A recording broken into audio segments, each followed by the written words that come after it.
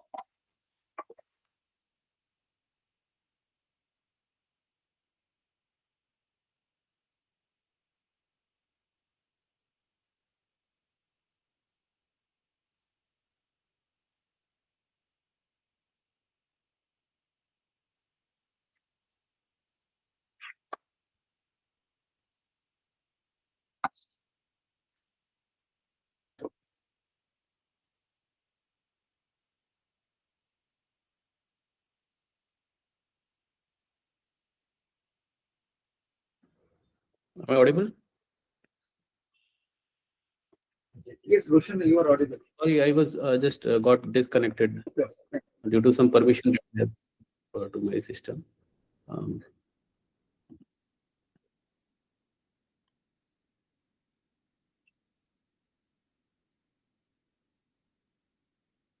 So please let me know whether my screen is visible. Means I'll be starting my presentation from here.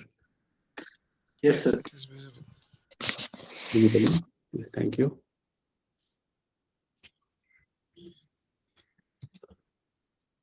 So my today's topic will be transformation and sustainability in coal dominant utilities. And through this session, I will like to go through the transitional changes that our utility, I'm from power sector. So I would like to give a brief history and the current trends uh, of our system towards a green and clean system, or green or clean grid, and how it has been strategized from what it was, what planning it did, and how through several reforms and several digitalization it has been transformed into a stable system that it's now, and some future innovations that can be or is in application in our sector. So Mr. PC Bhomik sir has already introduced. I'm having 14 years experience of maintaining control and instrumentation activities in a large thermal power station, almost of 1,000 megawatt.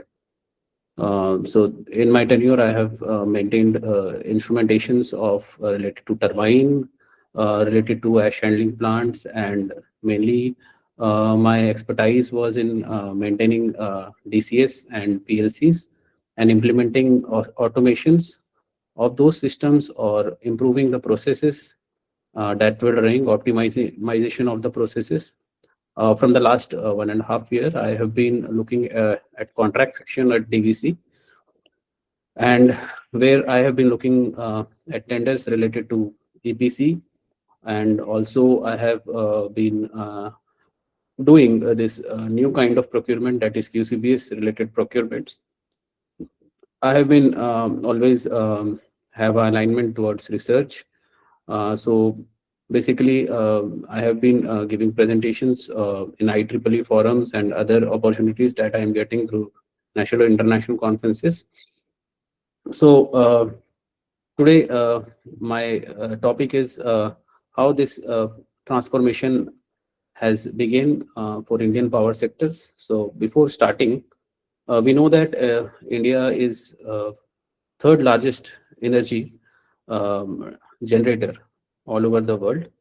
And as we know that we are committed to become a developed nation by 2050. So we are growing very fast. So energy or power, what we say, is linked to the GDP, the growth that our nation is seeing. And apart from this, there are various challenges, because traditionally we have been generating power through fossils. That is, we are a coal dominant power utility, or our nation is basically mainly dependent on fossil fuel. That is the source that through which we are generating the most. But recently the norms have stringent. Also, we have committed towards a cleaner and greener energy.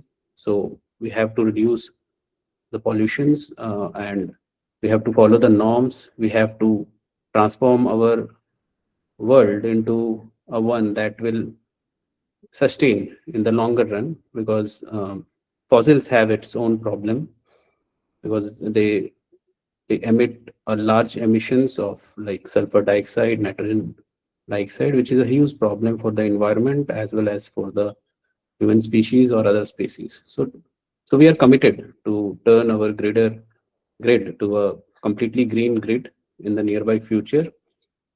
So for that, India has committed 2030 is the first target, wherein our goal is to get 500 gigawatts of energy from the renewable sources, and the percentage will be almost 50% of the total generation. But this journey was not so easy. And how it all started, because our grid was not so stable at time. So through my presentation, I would just like to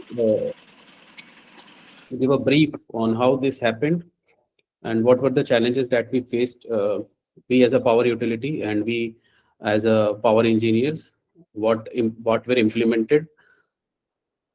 So there is a huge investment all over the world in this clean energy, and India has always been a mix of energies.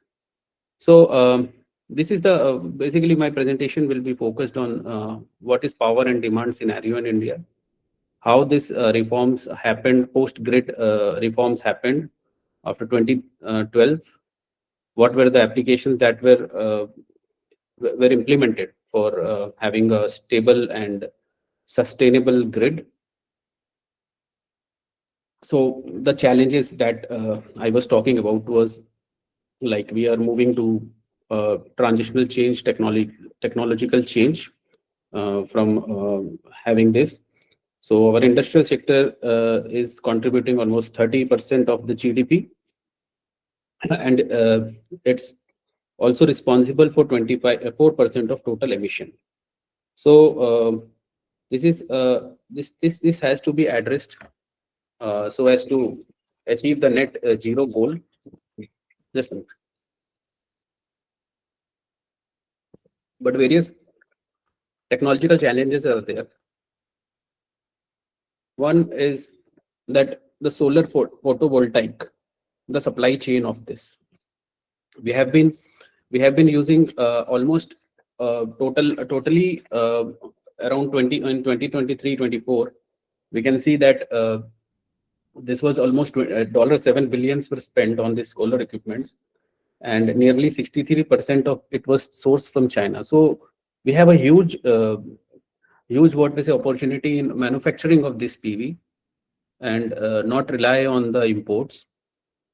Second is because of this large integration of solar and renewables, these are intermittent, means the power is not in they depend on various things and are known as intermittent powers.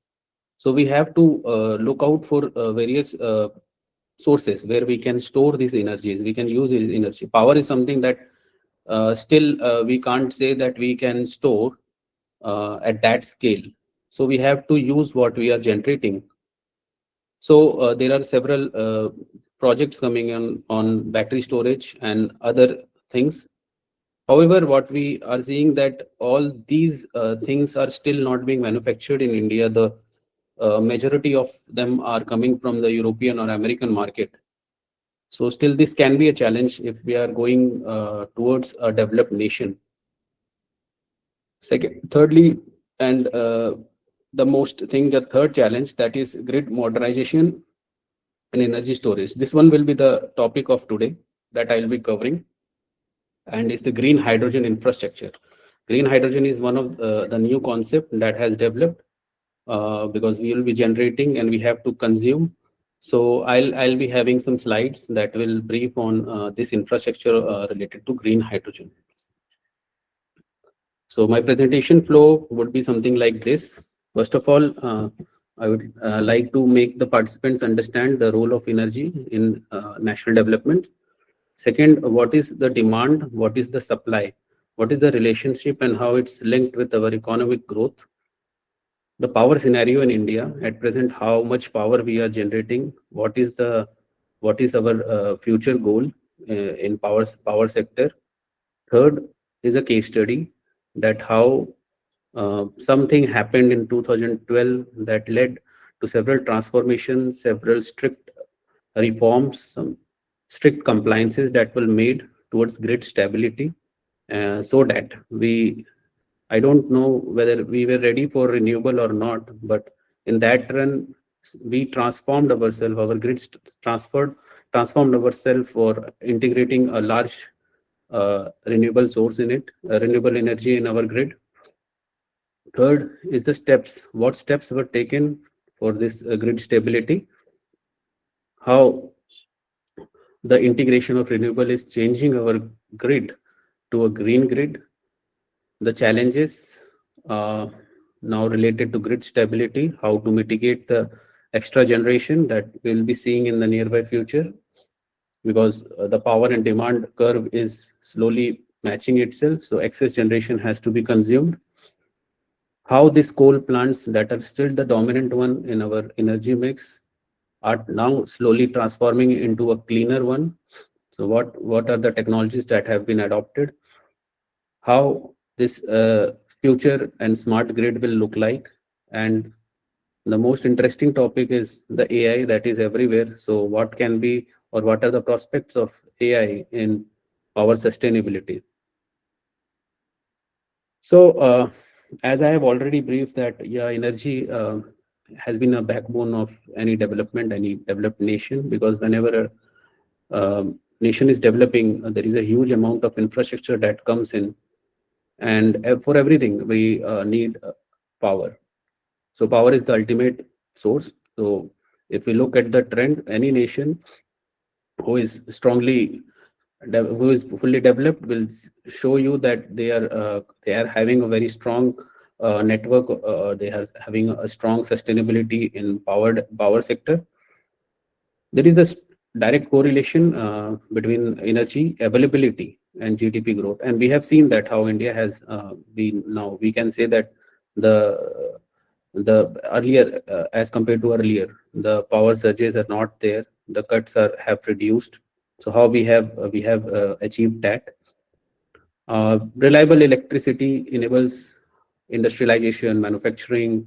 Means there is no such sector which has untouched. Means which we can think as now without energy, any industry can sustain. So energy, we can say that as a country develops, its energy demands grows rapidly, making the balance between power and demand supply is a critical challenge. So this has been already explained that energy is the foundation of growth and industrialization, urbanization and infrastructure. As nation grows, the transportation, the other sectors also grows, and a huge demand is created regarding the energy. So what is energy demand? It's very simple that energy power demand is the amount of power that we are requiring at this stage. That is the demand. And the main sources of demand, where these demands are being generated. So these can be residential, the use the laptop like I am using, or the electricity, the fan, the fridge, and any residential use. Second is the industrial sector, wherein manufacturing factories, mining, processing are going on. Commercial, we can think of offices, malls, IT services. Now we can think about, because the AI is coming, so huge number of there's data centers will be opening. Now India is also being looked as the next big thing. Data sector will be there due to requirement of such infrastructure. And even in my organization, we are looking for investments regarding this building of this data structures, because we have area will be providing, and slowly we are moving towards this business also. Of course, agriculture, which is one important thing, also requires. So these are mainly, and transport is one of the key demand area from where power is demanded.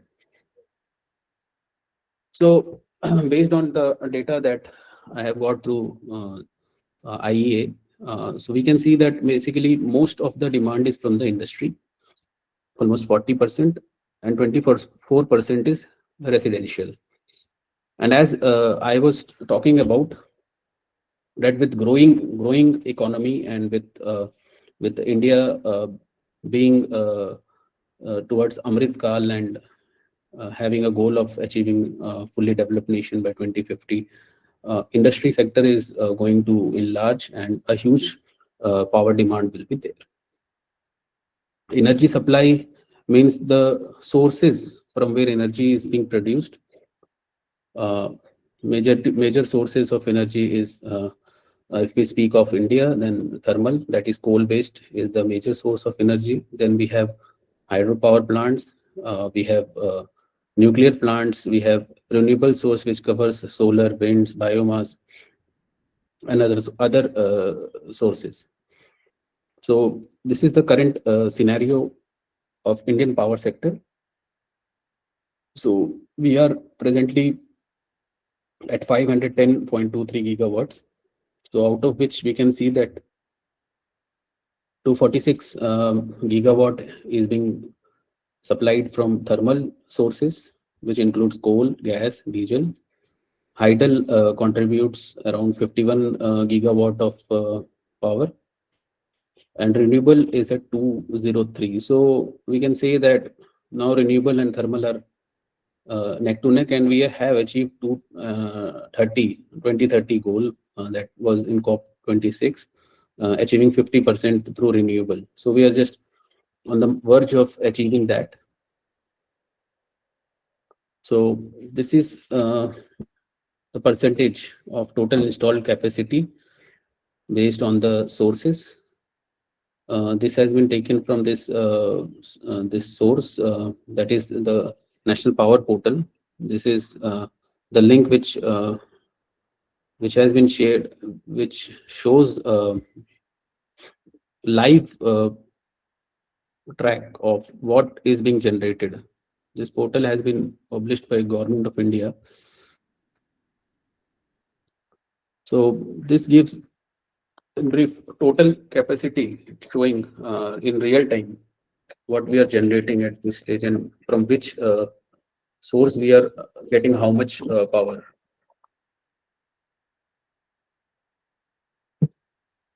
So my data have been taken from this portal only.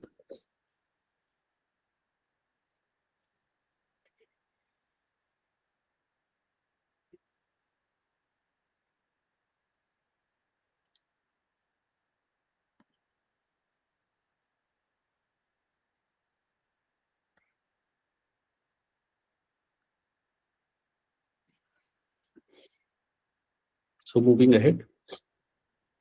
Now, if we consider hydro and this as a solar, then we will see something like this.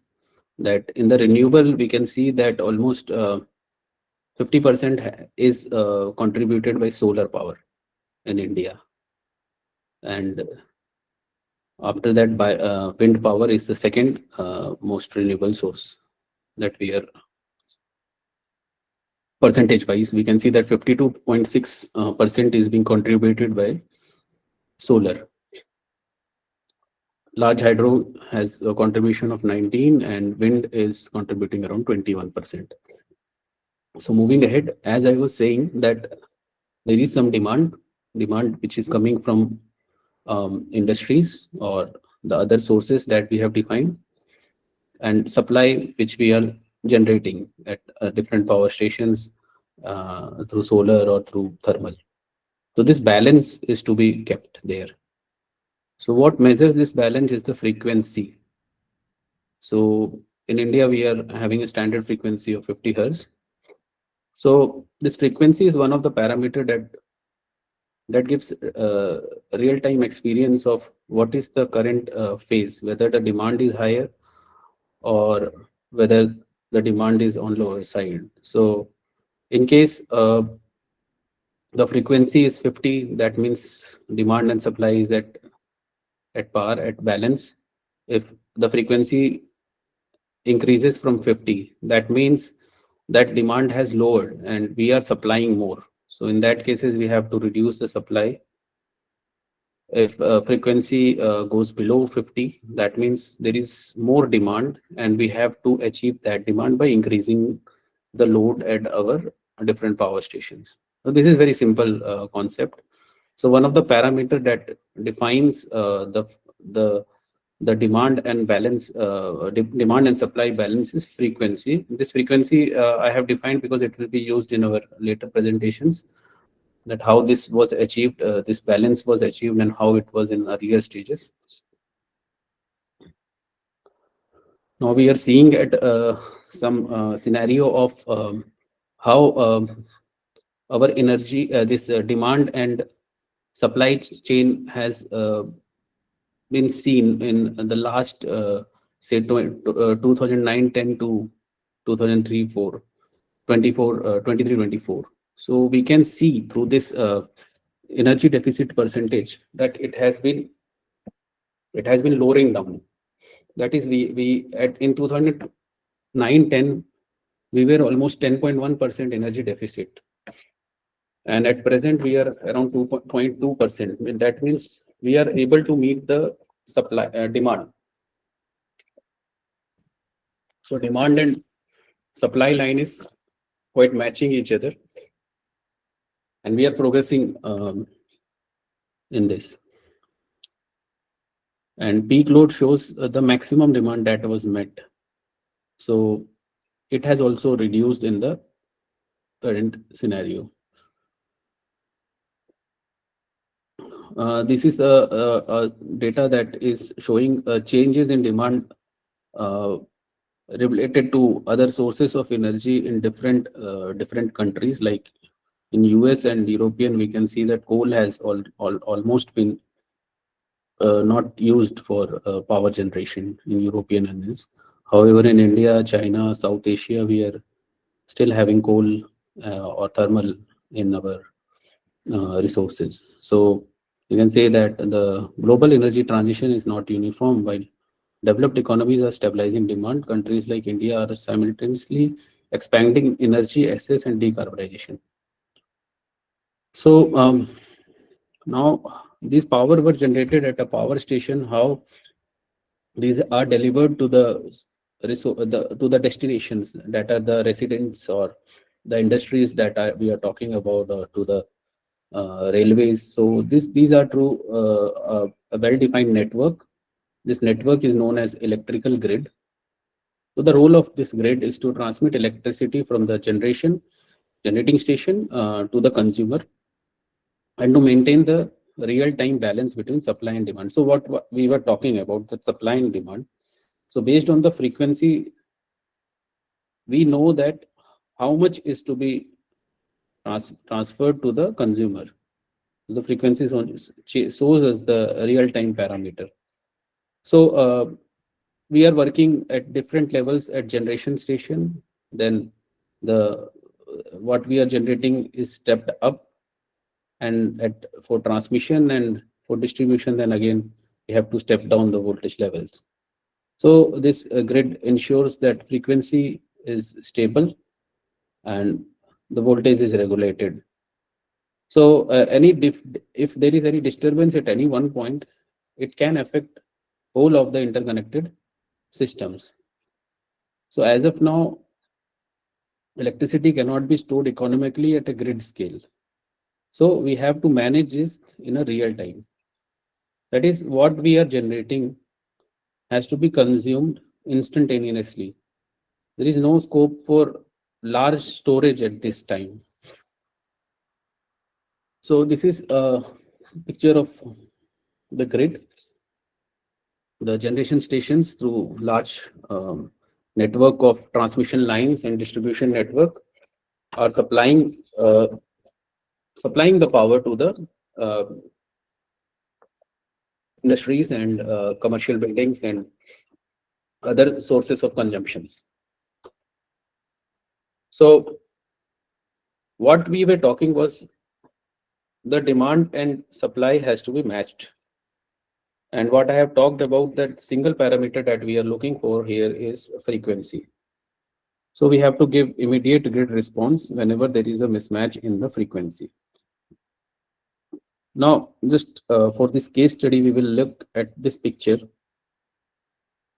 This is a picture from Europe country, that is Spain, Portugal, and Italy. These three countries in around the month of April were affected with a huge blackout. So France and for some area of France, but Portugal and Spain were completely dark during this. So there were no traffic signals, no train were operating. There was no light, no electricity at anywhere. The malls were closed. So this picture has just been shown to show that what is the role of power for any human being, for any nation. And if this kind of thing happens, what catastrophic changes it can bring on. So reasons might be anything, but what we have to ensure that this kind of blackout should not happen. So our role shall be to look for latest solutions related to not which may support the grid, and which may give sustainability to grid and make the balance in the network, so that this catastrophic kind of thing doesn't happen.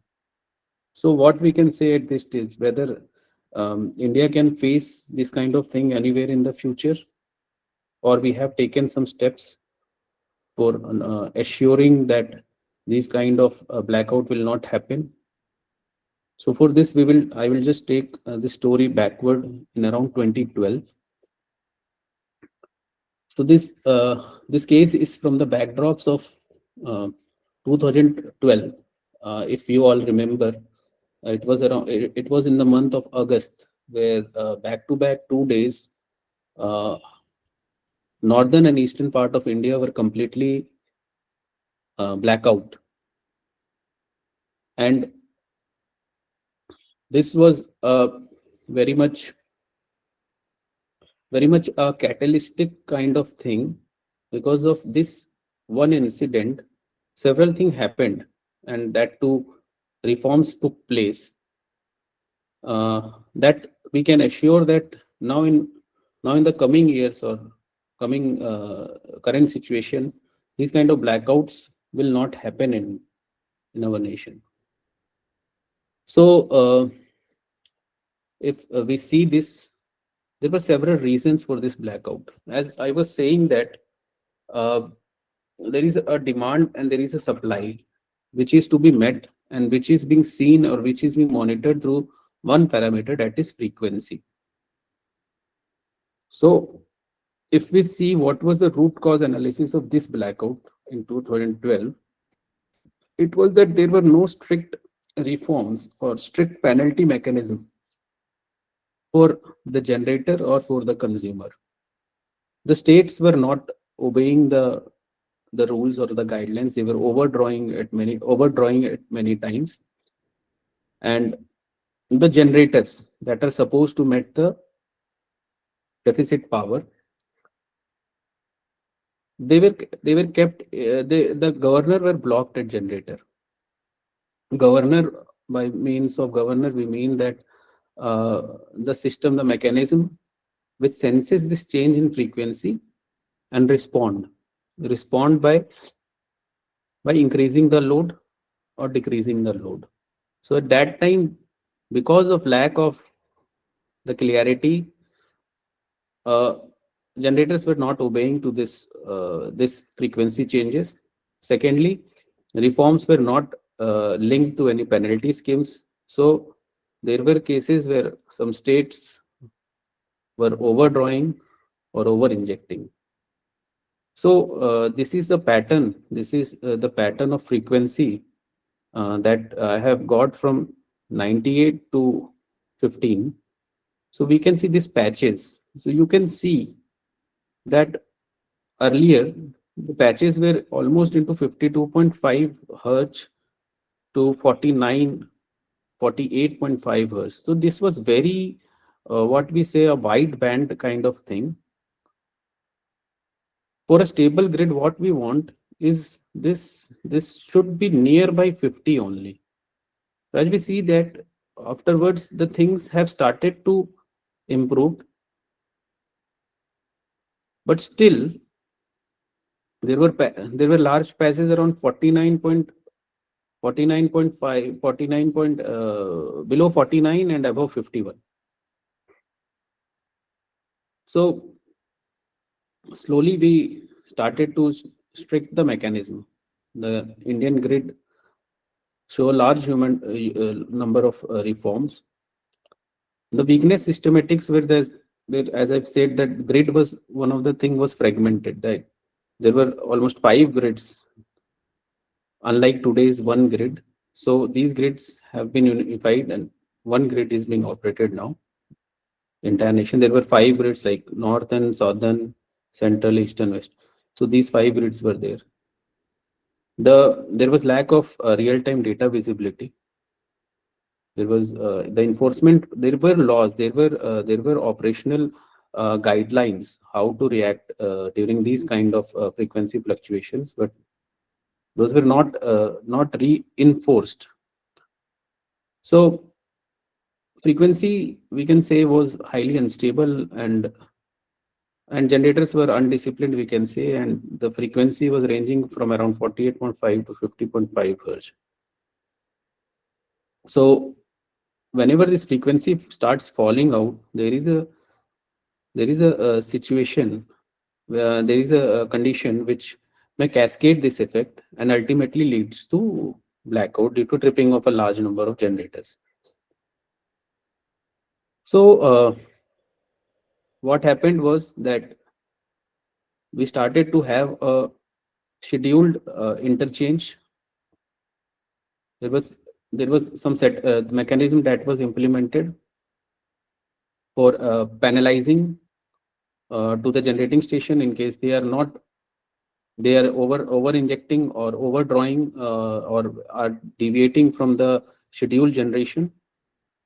What happens is now that we have to give a 15 minutes schedule, that how much we will be able to generate, or what our capability is there for the next 15 minutes. So these 15 minutes blocks are made. So these blocks have to be complied. If we are not complying to, then we will be penalized. This is linked with the real market, real time market.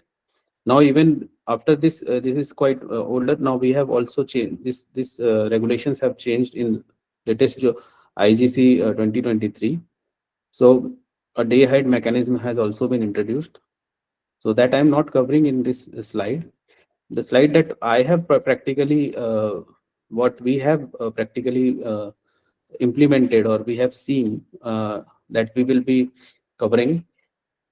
The second thing that is primary frequency response. Now, what is primary frequency response? So, as I was saying that, just a minute, let me have some water.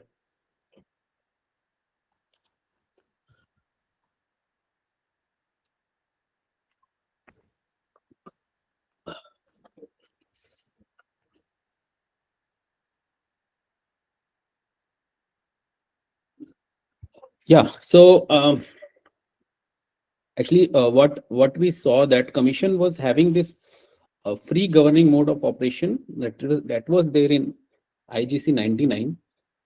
So free governing of operation, free governor operation, yeah, free governor mode of operation made mandatory for all the generators. They have to respond whenever there is a frequency excursions. However, what we say was there was this provision, but this response was not coming.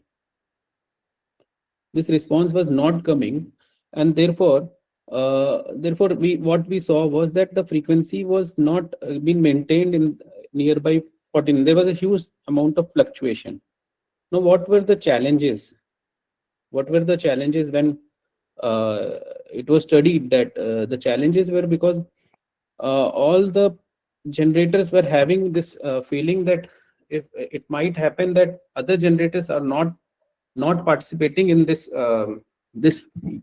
frequency change, and it may happen that only our system is being loaded. So that will give additional stress to our machines.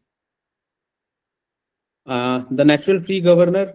The second problem was that when we keep it in natural free governor mode, it tends to reduce the generation for even a small frequency.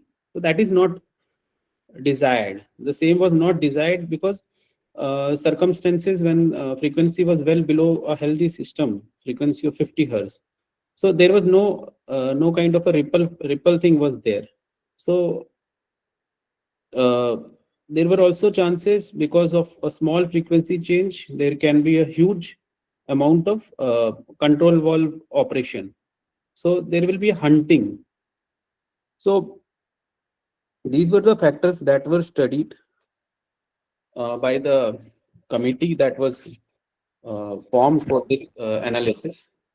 And based on that, what in the suggestion was mode of operation known as RGMO. So to understand better, this is a schematic from the DCS system of our unit. So this is the page, electro-hydraulic turbine controller page. So what we can see is this this is being generated as force. Are you able to see this pointer where I am showing?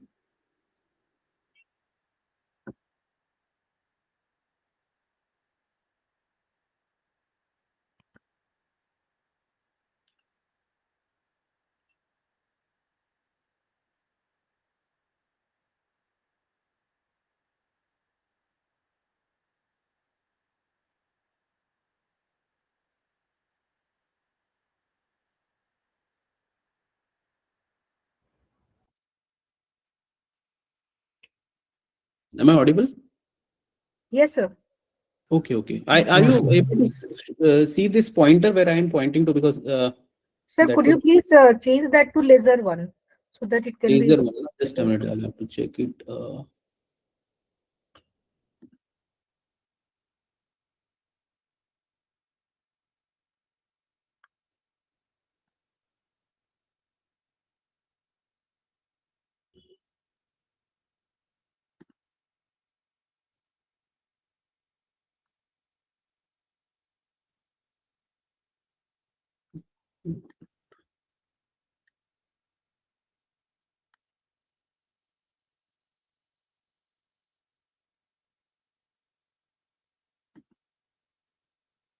Can you guide me, please, from where I'll get? I'm actually not used to this meet uh, pens, I guess.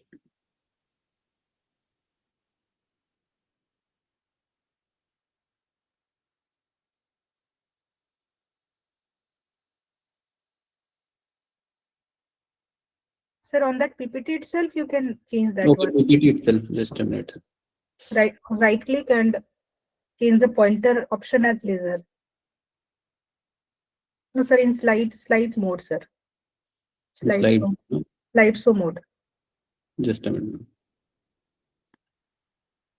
Yeah, there you right click. Okay, thank you. Laser pointer.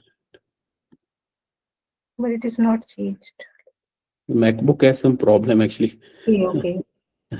Sir, in this way also it is fine, sir. You can I continue. know you are able to see. Yes, Okay. yes, sir. Yes, sir. So this is a page from our DCS, from our power plant.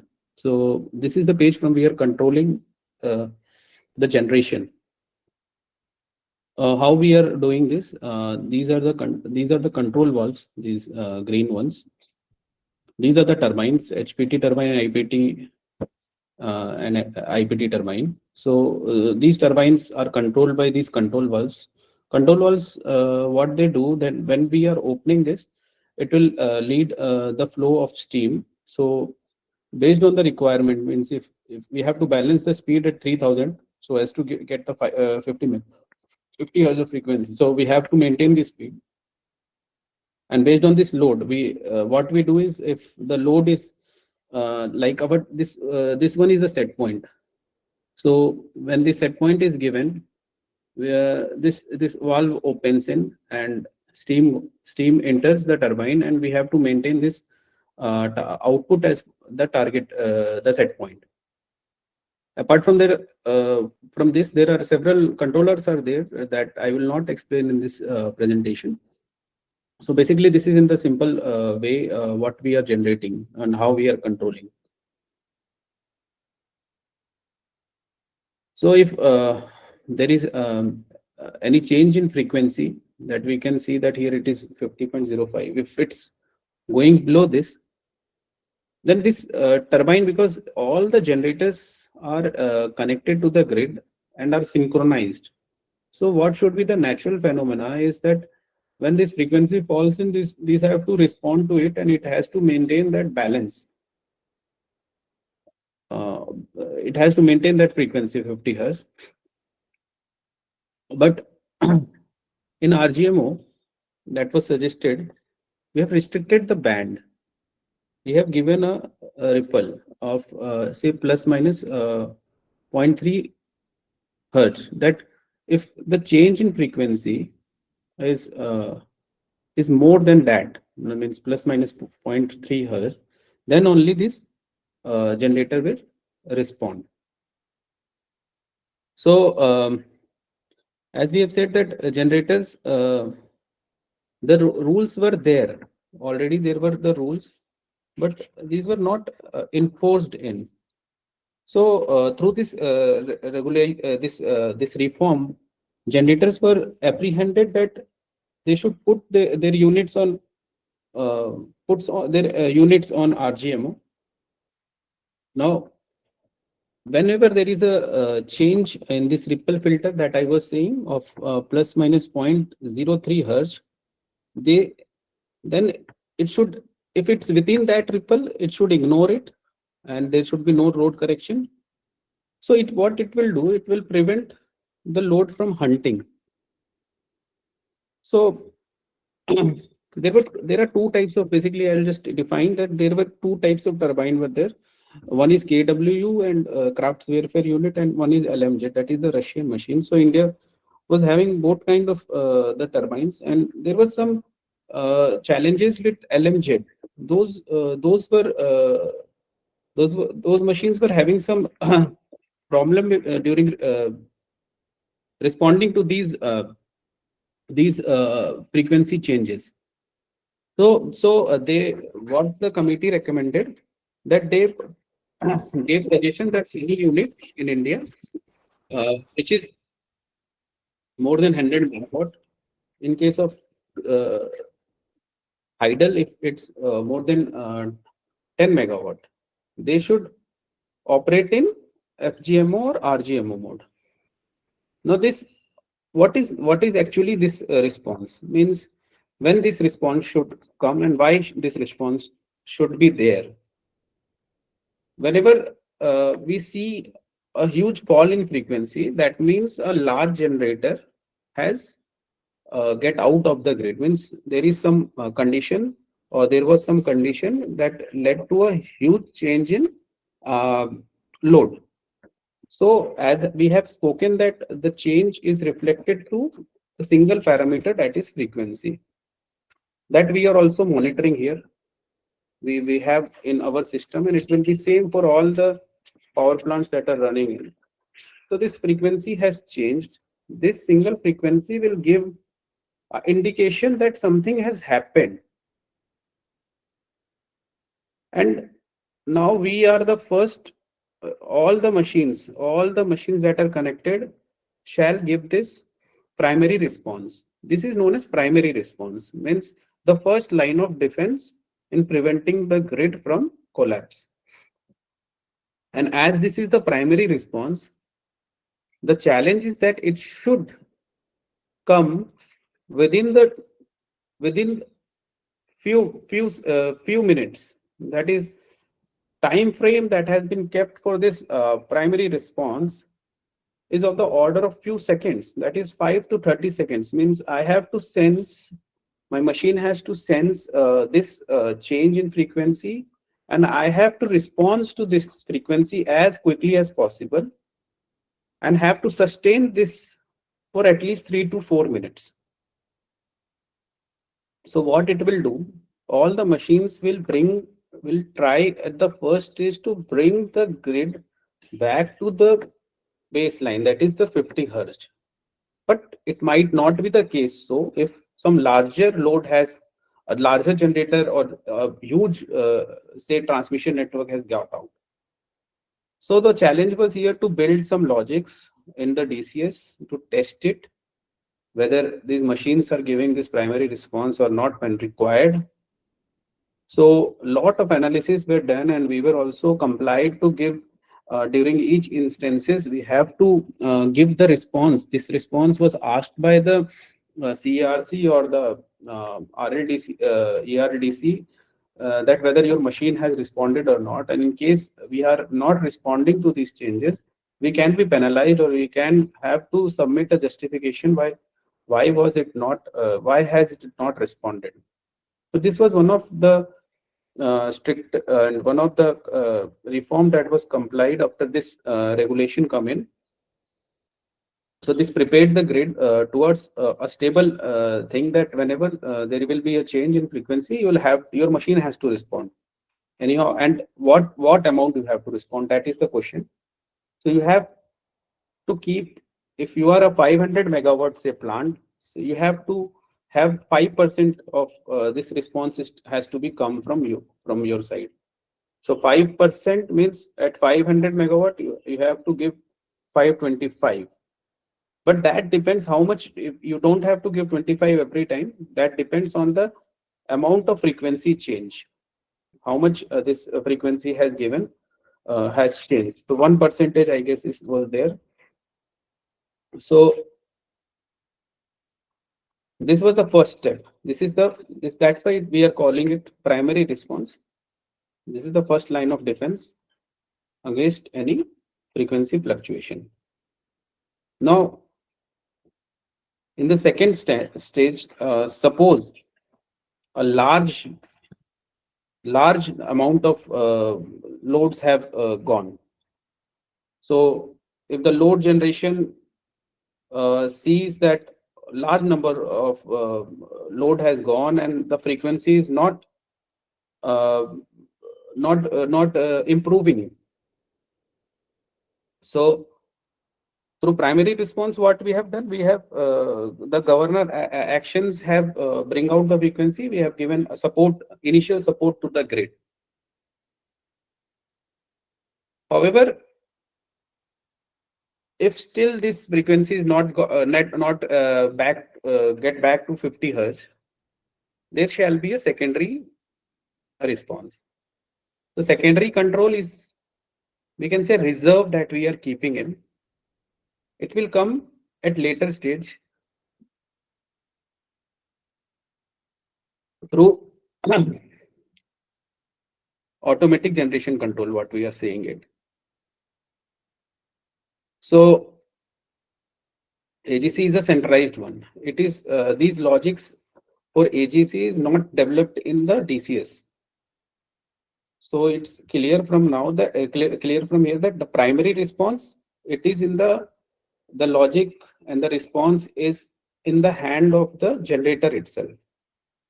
So they have to respond. The logic is in their TCS. They have to implement it, and they have to respond each time whenever the machine sees a change in frequency. And the secondary response will come later on. It will take some time. So what they have done, they have put some machine reserved. Means, say if I have a unit which is under AGC, I have to keep prepared every time that whenever there will be a demand, I have to comply to that demand based on the input that I will be getting from the SLDC. So here I will come back to this picture. So this is the megawatt that I am generating. This is the megawatt that is my set point that I am giving in. Based on some parameters, this is the margins based on which a load comes in. That yes, if like here in this case 100% margin is there, that means I am able to generate pull of the set point whatever is desired, and then there is some pressure correction, and this thing is going on. This one is frequency influence. Frequency influence has to be kept in on stage every time, and whenever I am switching it off, I'll have to inform the grid that due to some reasons we are keeping it off. This one has to be kept on. This if it's in on stage, that means that I am ensuring that my logics that have been built for primary response are in active stage, and maximum 5% of that whatever load is there. Like in this case, if it's 406 kg, if 406 megawatt, then 5% of that is available for me to give as a primary response. In secondary response, what we are doing, we are generating this megawatt from SLDC region. So we'll just see the schematic here.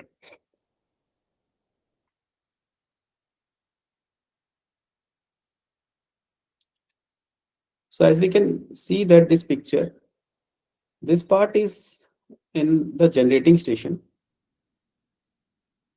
This system, this unit interface is present in the generating station. there is through optical fiber communication, we are connected to the grid. Now, at the SLDC point, that is the state load dispatch center point, we are having this server.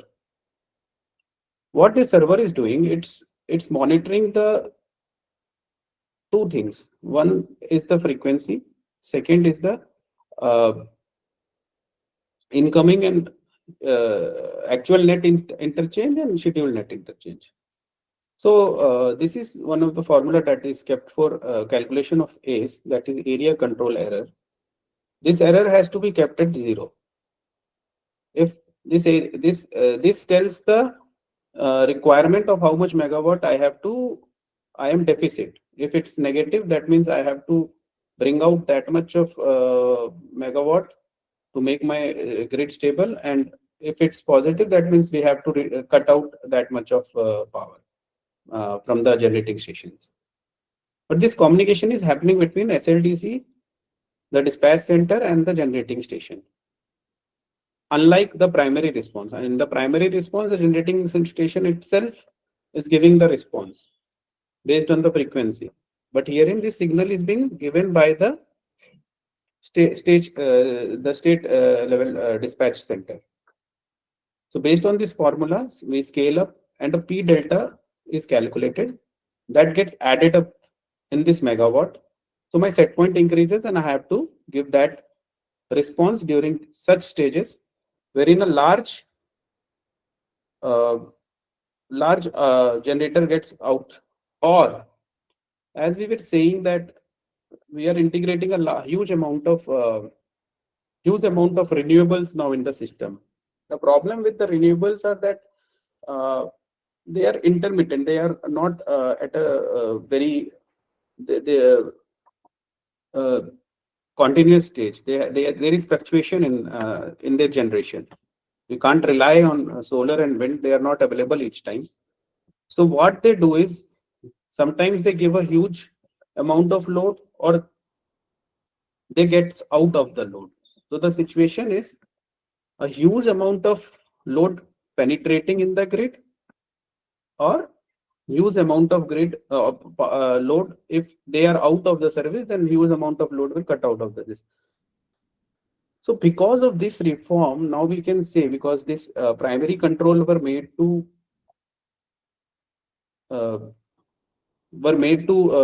made at every power station that were, like I have said, 100 megawatt, greater than 100 megawatt, or hydro stations that were of greater than 10 megawatt. Nuclear one was kept out of this because being sensitive. So this made our grid quite ready for the transformation. Thermal generating stations that were of above 200 megawatts, and hydro stations that were above 10 megawatts. They were chosen for giving this primary response, this governor action during such conditions. So this primary response, and later on AGC that I am talking about, is still under not fully being implemented. It's in a advanced stage. So they have kept is they have chosen some power stations from different reasons, and they have made these as a secondary reserve that will be responding during such variation, that will be due to penetration, or due to outage of any renewable from this. So what we get from this point is that thermal is giving the support to the grid at this time. Now the question is why, like we were talking about the pollution norms and other things.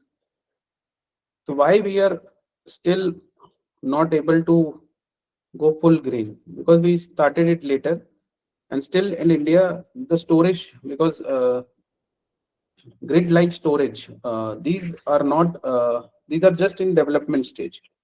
So because of this reason, thermal is still there. It will be there, and it will be helping the grid.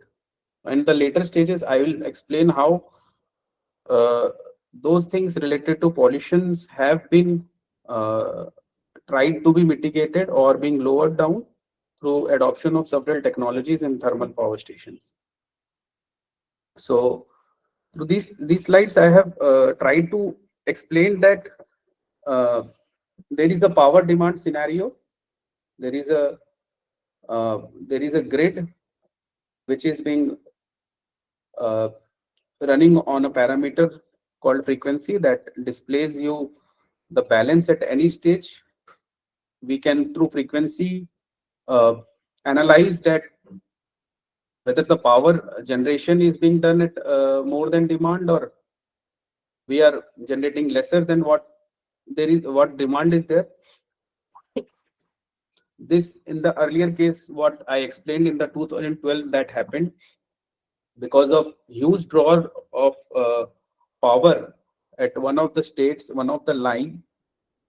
The cascading effect have happened, and it resulted in complete blackout of a grid, of complete northern and eastern grid.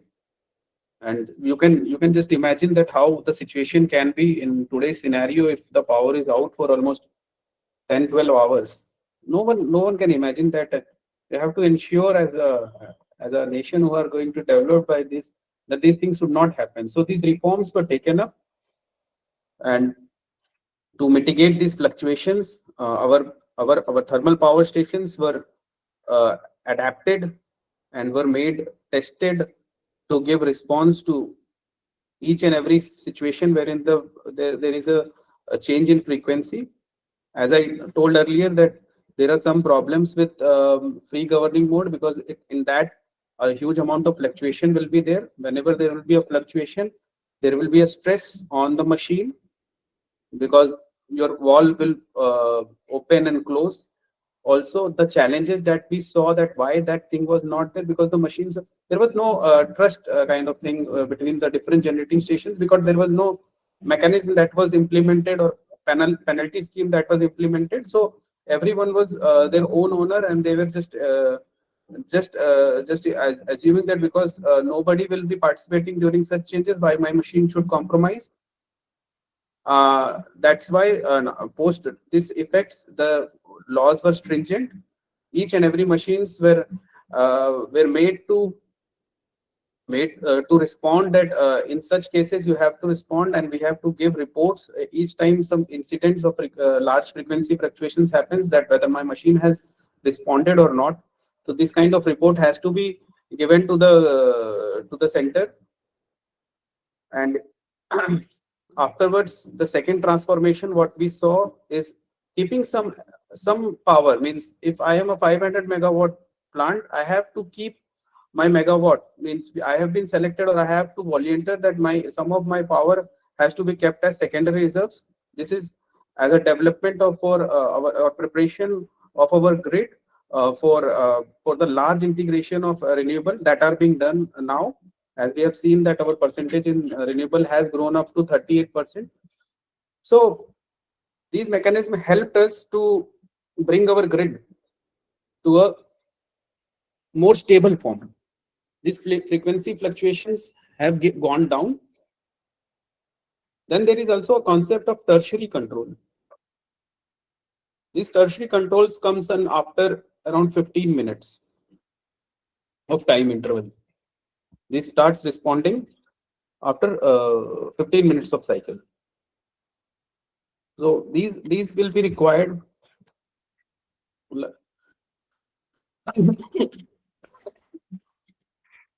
because of large number of generators. If they may cause a large enough system excursion. So secondary reserves cannot alone provide this, because primary has given the 5%, secondary has limited one. But in such scenario, a complete unit has been kept as a tertiary, like mainly hydels are the sources. The tertiary reserves provides a significant what we say insurance against a widespread outrages. So So this is in a building stage. In here in we have seen primary and secondary are there in our organization also. We have been using this. Tertiary is something to be implemented.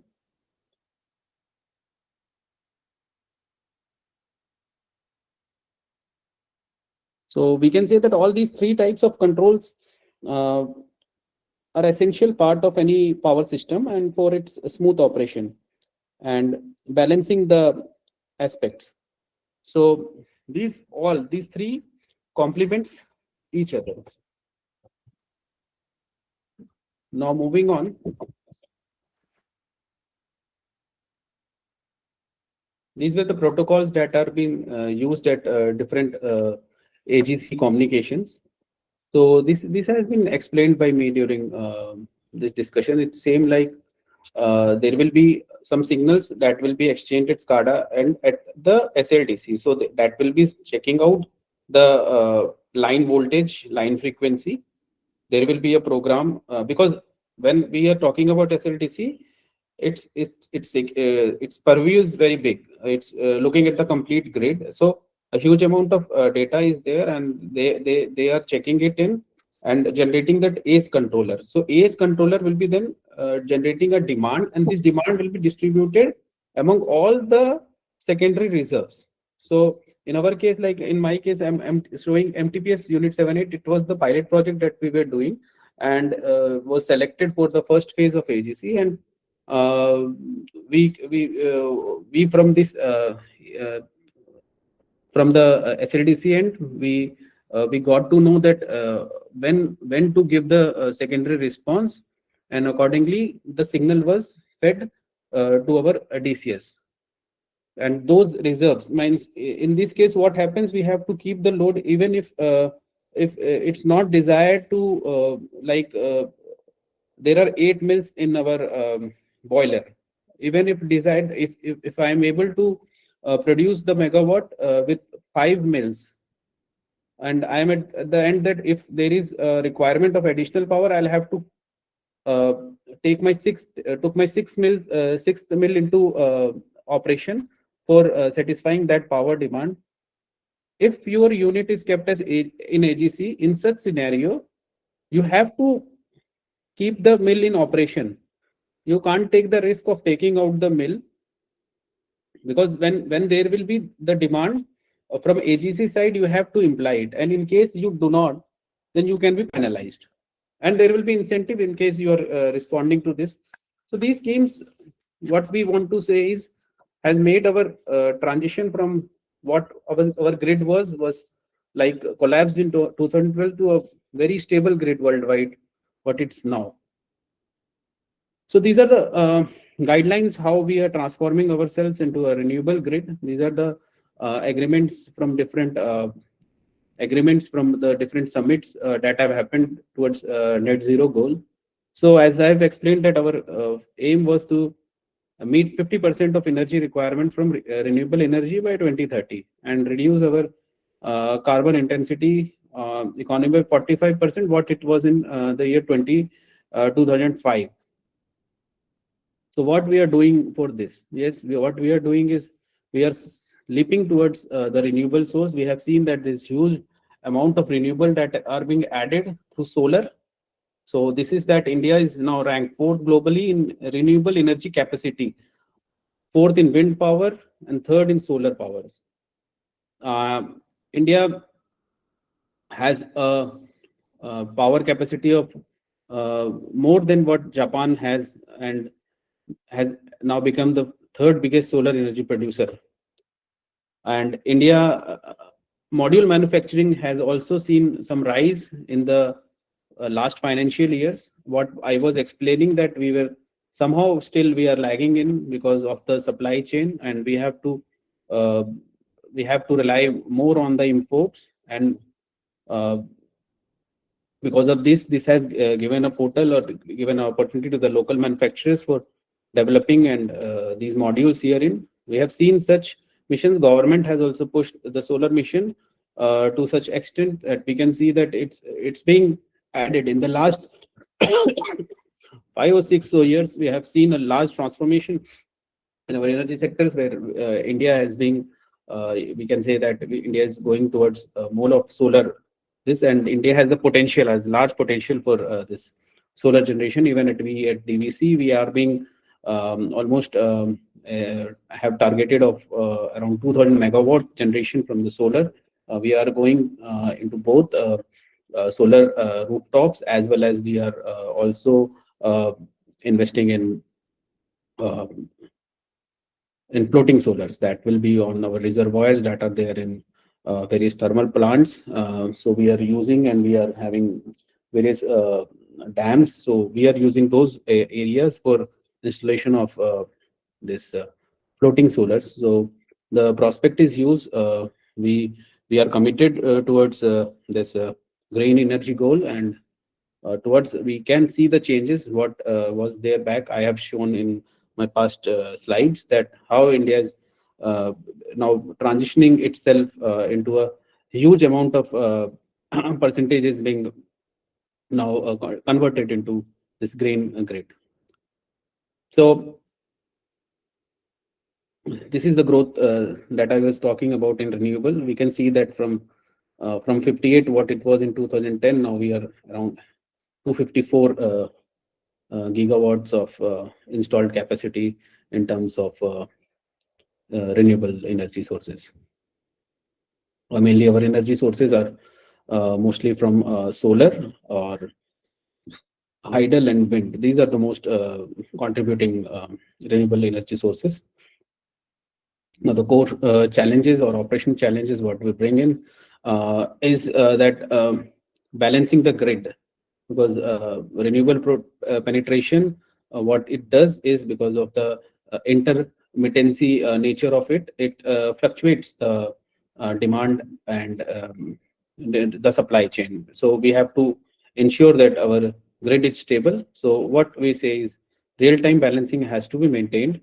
Constant equilibrium has to be maintained between the supply and the demand. And what we have covered in our presentation, that how slowly through reforms our grid has been have achieved that stability nowadays through the implementation, the strict implementation of RGMO. Even I must say that we have, what we have to do is we have to, there is a third party that have to that audits, that they simulates this kind of frequency changes and see what our unit is responding to that, and based on that reports we have to submit it, that yes, our generating units are ready for any kind of responses, say uh, for primary responses, because that is the most complying structure for these days. So what we can see in future is we have to adopt the best practices from the global market, what they are doing, because they are like US and European countries who are totally relied on renewable sources. So we can adopt best practices in terms of maintenance and all. So the the next challenge that was thrown to us because of this integration of large amount of thermal renewable in the grid was flexibility, load flexibility. Because I said, as I said, that there may be a situation where there is a huge amount of renewable is available. There may be a situation where there is renewable generation goes out. So frequency, what I have spoken is that we can met through these primary and secondary responses. But what else is that our thermal plants that will, that say is of 500 megawatt. What we have been doing is we have to transform our plants. We have to operate it at technical minimum. That was given as a challenge to us, that during such situations when there is huge renewable available in the grid, you have to operate, because if thermal power station thermal is out of the grid, they have kept off, bringing from zero to synchronized stage, it takes almost 6 hours for a hot machine. It takes 6 to 8 hours. So you cannot say that you will wait for 8 hours, but we have to keep our machine running. So that too at a minimum load. Not that the machines which are designed to be operated at a full load, when we are given this challenge to operate them at a technical minimum, say 40 or 50% of machine control load, it throws away a lots of challenges in terms of stress, in terms of the metallurgy that is there for our boilers, or the stress that will be developing in different kind of equipments. So how we have come, how these things have been mitigated, because the ultimate goal is to support the grid to keep the power available at present, because this is a transition phase what we are going through. So during solar peaks and windy nights, thermal unit must ramp down or ramp up quickly. That this has to be done in very few um, few minutes of time. We have to ramp up from say 50% load to 100% load, and in that, when renewable gets available, we have to ramp down our load from uh, full load to 50% or 40% load. So what challenges and how this was approached, how we achieved this target? This had been tested at our several of the units in DVC. So as I have already mentioned, this kind of operation is known as flexible load operation in a thermal power plant. It is a base load operation. That is, the thermal power plant were designed for base load operation with steady output. However, because of this integration and which this renewable integration, which are intermittent in nature, the flexibility is the only option that will make our grid sustainable. Okay, so this was implemented through APC. Our DCS, that is DCS is a distributed control system, which is controlling all the parameters of any plant, any generating plant. So they control the process. They are dedicated process controllers, wherein logics are built, wherein each processes are being defined, how to tackle the situation, and they have been optimized. So but they were not capable of such actions, means this kind of control wherein we have to ramp up or ramp down quickly, and keeping in view that our machines are uh, not getting stressed out in such situations. So it has to be optimized in that way. So for this we implemented advanced process controllers. These were the BHL supplied ones that have been implemented in our major thermal power stations.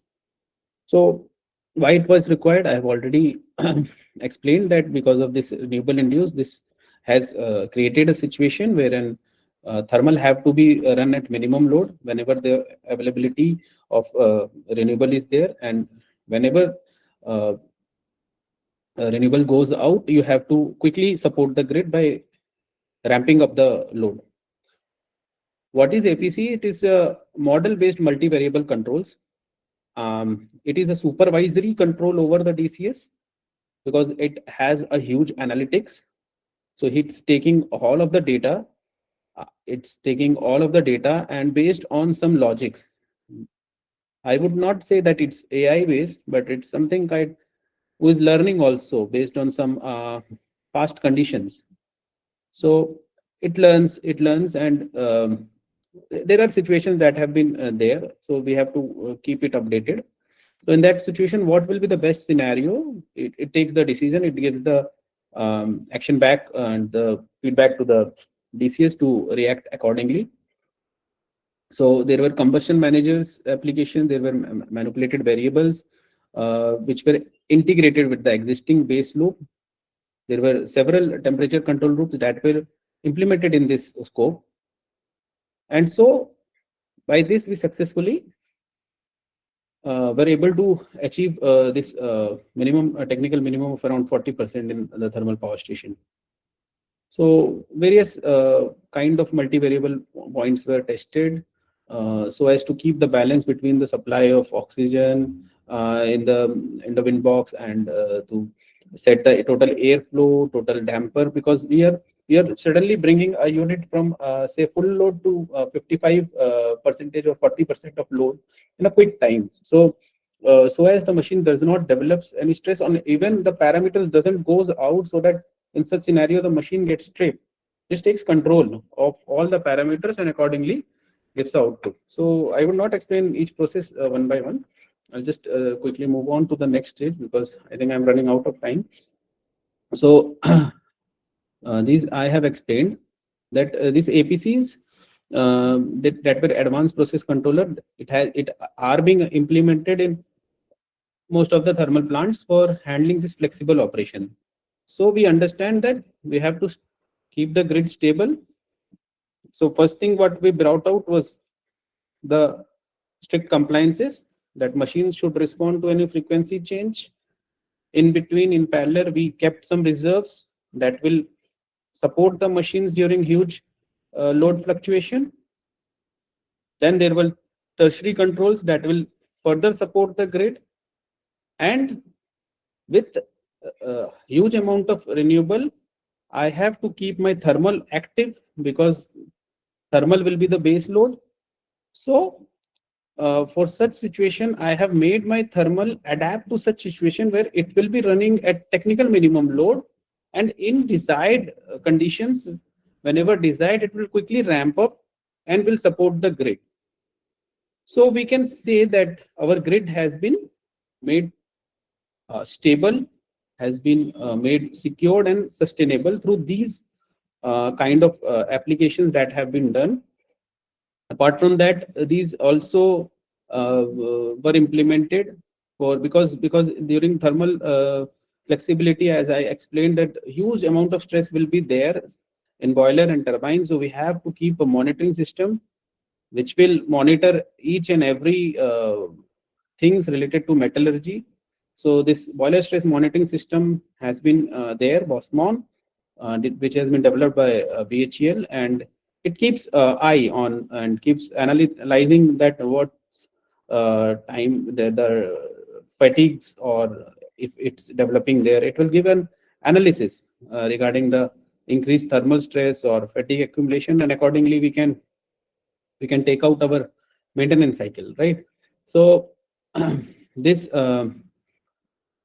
this is a boiler stress monitoring system that has been given along with this for monitoring the different components of boiler. So what we can say that now we are able to monitor our different equipments. We can also visualize the damages that are being happened. We can take decisions whether our machine has to be kept in flexible or not based on those conditions. So it is a planning tool which almost gives you a condition or helps you guide through any inspection planning or studies. So these are the changes that have been implemented here. So this I have covered only that because of these we have now achieved a sustainable grid that is ready for integration of any new energy storage system. Now apart from that, we have to, because slowly we have to take in future we have to take the thermals out and we have to keep all those grid ready. So the solution for this would be an energy storage system. So the questions that I tried during my analysis and preparing these slides were that why the energy storage has become essential component of our power system. What is the current deployment? What is the present status of base in India? And what is the challenges that we are facing in this? So this is the global energy storage capacity that we can see that it's being going increasing because we need to store what we are producing, because renewable has this thing that it's not available all the time, so we have to store it and we have to use it during other situations. So over the past 6 years we have seen that storage capacity has roughly increased around 40%, and grid scale energy storages have been deployed at megawatt scales. So these are all towards the commitment of achieving the net zero emissions. So our grid will be green. We will have enough storage machines. Even EVs, that vehicles that are being there, they are contributing to the storage. They are very small batteries, but they are contributing to the storage mechanism. Uh, so the available sources of storing these energies are at present 80% are being covered by mechanical storages. Then there is lithium ion batteries, electromechanical energy storage systems. So these are the percentage of them. So huge amount is still lies with the pumped hydro storage system. So these are the different categories in which these storage systems have been defined. Like mechanical ones, we say pumped hydro storage, the compressed air energy system or flywheel. Electrochemical may this comes in like the lithium ion batteries and other things. There are some thermal solutions also, which are related to like molten salt can absorb energy and can be used for heating in steam when required. But these are not been used at large level. What we have seen at most used one are pumped storage hydro system and the battery storage system. So these are the reports from the Niti Aayog, which suggests that there will be almost 33 gigawatts of gigawatt hours or 658 gigawatt will be supported by through this base by 2032. This is a schematic diagram of pumped hydro system. What we will be doing here is that when there will be power will be available with renewable sources of energy, extra power will be used. So at one cycle, what it will be doing will be, it will take the water from the reservoir through pumps to the uphills.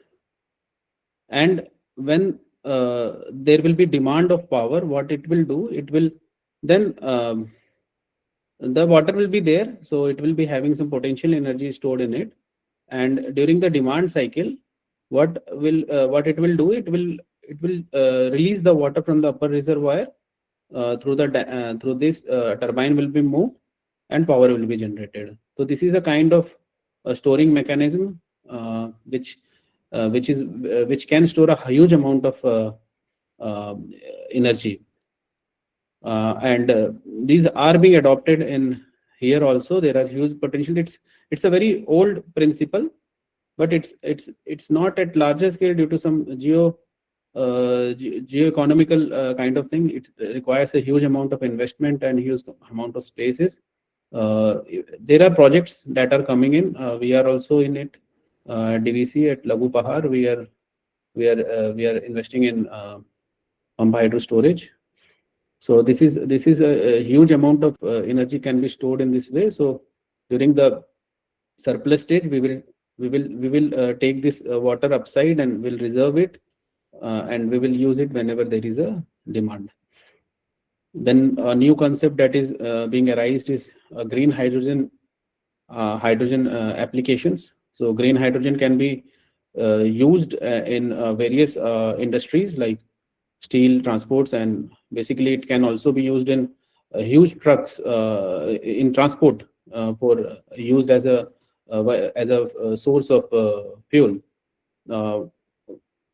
So it can take place of it's been seen that it can replace petrol or diesel in vehicles. So it can also save lots of emissions, and it can be used as a store energy storage, because during the demand we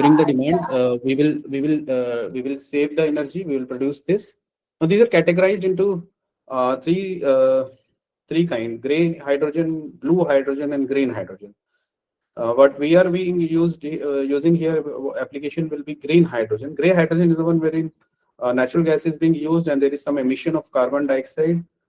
In blue hydrogen, the carbon dioxide is stored underground storage, and in green hydrogen, clean energy is being produced. So India is looking out for these options. There have been government missions towards have taken initiatives in this stage. Even at DVC, we are looking at feasibility studies, the scope of applications that can be used here for green hydrogen. In recent time, we have started to see applications because it will be game changer for any industry.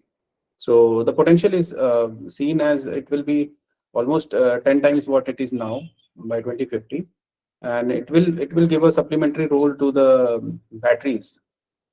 The main challenge in this technology is related to the storing of green hydrogen.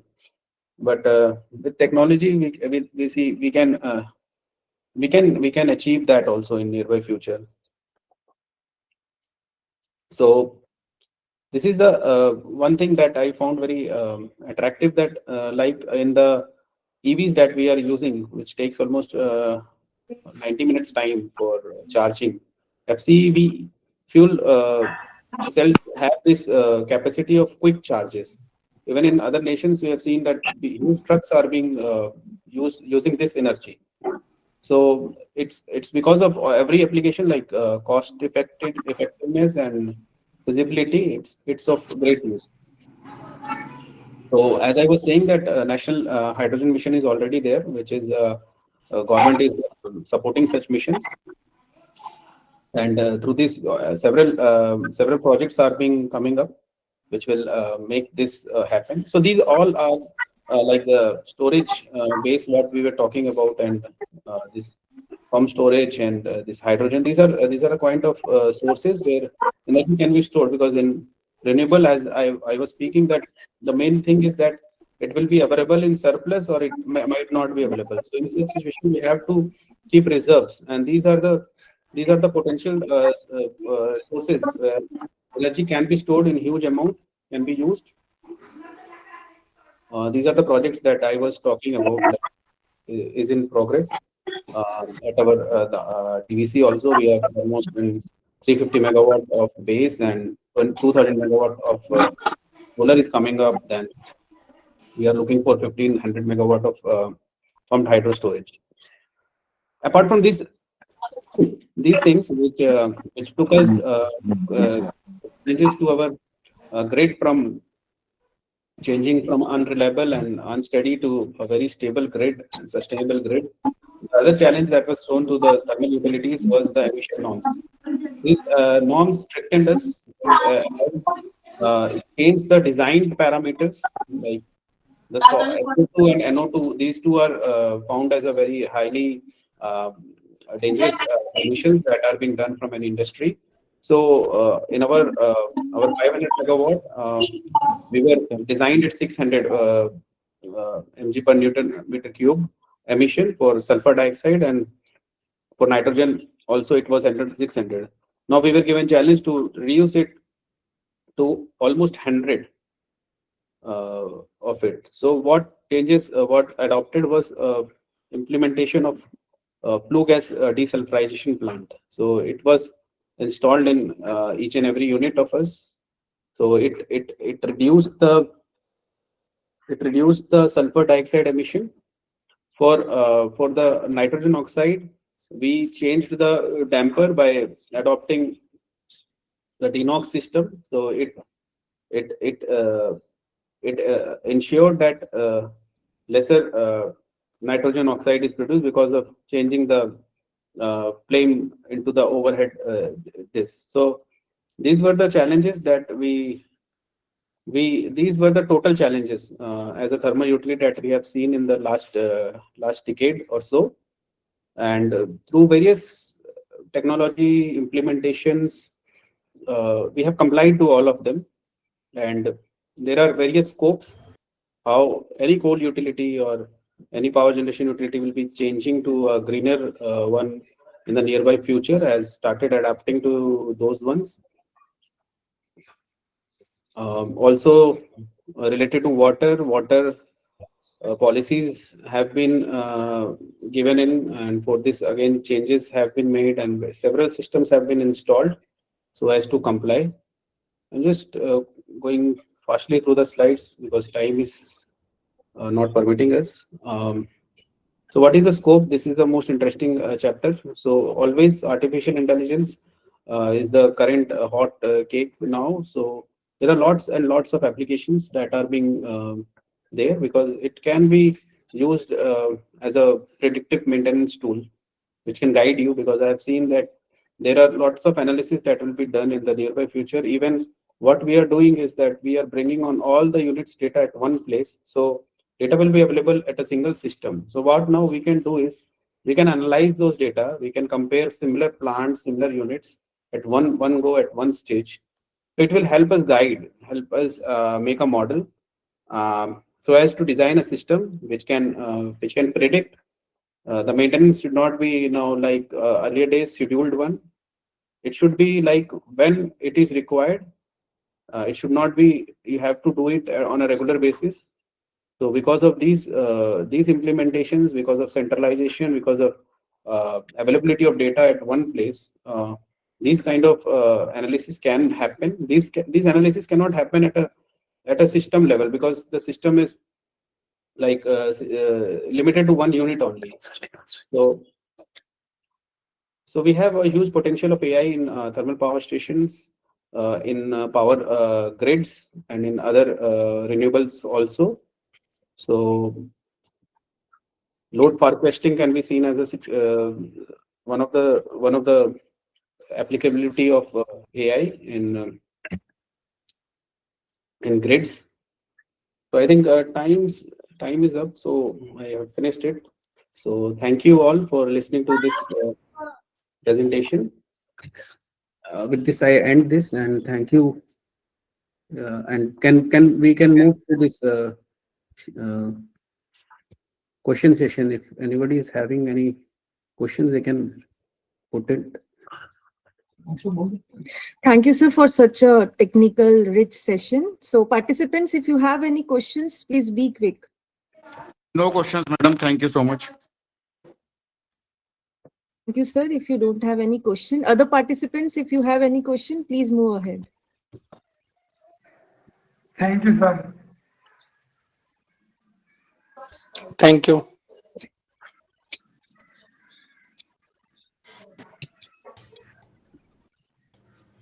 So since participants doesn't have any questions, so I would like to request everyone to please switch on your camera. We have to take the screenshot. Ma'am, I have a query. Okay, please go ahead. Ma'am, two things I have to ask. One is that assessment will be done on Google link, but in one of the FDPs it was held on Google link, and again it was held on Atal once again. So this is the Sir, final can assessment. we take this query later on? Like if you have any query related. Session is not completed. First is something with due honor. I am sharing that the session is going to be finished. After that, which platform we will going to take the exam, so that will be shared. Please be patient.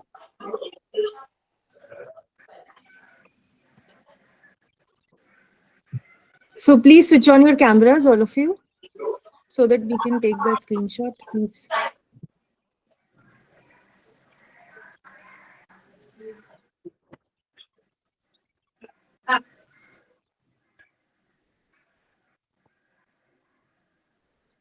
Okay, thank you everyone, and thank you, sir, for giving your valuable time.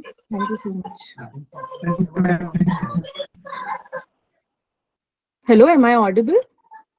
Yes. Yeah. Yes, ma'am. Okay. Yes, ma'am. Yes.